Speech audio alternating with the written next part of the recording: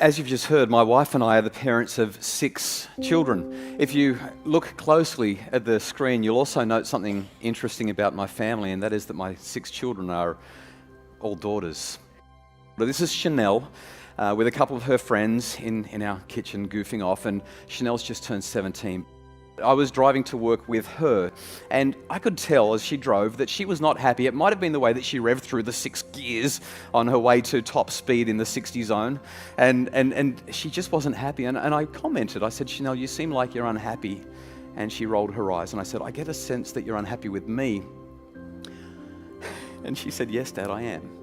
And I said, I'm so glad that you've told me that. Could you tell me why? She said, well, sure. Today I found out that 2 weeks ago, all of my friends had a party and they didn't invite me, and I only just found out about it today. And when I asked them why they didn't invite me, they said, well, because it was the kind of party that Dr. Justin Coulson wouldn't have approved of.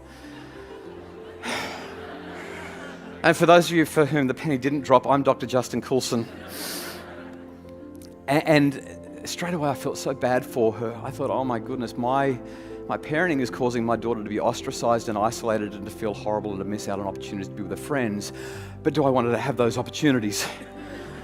And I looked at her and I said, you know, if they didn't invite you to a party that I wouldn't approve of, it sounds like there probably were a few things going on that are not consistent with our values. Was there alcohol being consumed and potentially misused? She said, yes.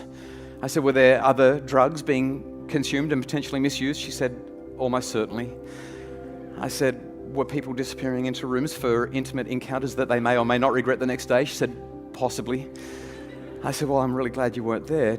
And so I said, do we need to revisit the rules? She looked at me, she said, Dad, I know why we have the rules. I've been part of the conversations, remember? I said, okay. I said, I want to ask you a tough question. You're nearly an adult. You're a year and a bit off being an adult. Now, I think these are good rules, but do we need to rethink the rules?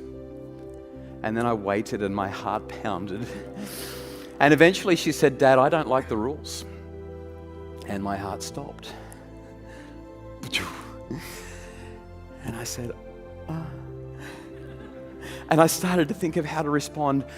And as I was thinking, she jumped in and added something else for me. She said, right now, Dad, I don't like the rules one little bit. But they're good rules. I think we should keep them. This is the kind of line that every parent dreams of hearing from their kids. The heavens opened and the angels started singing, and I just wanted to hug her. I was like, yes. If you paid attention to the story, you don't get it by saying, well, damn it, they're good rules and I expect that you will keep them. That's part of being in this family. That's called control. And that's not how we get to this point. Instead, we get it through this thing called autonomy. Force creates resistance.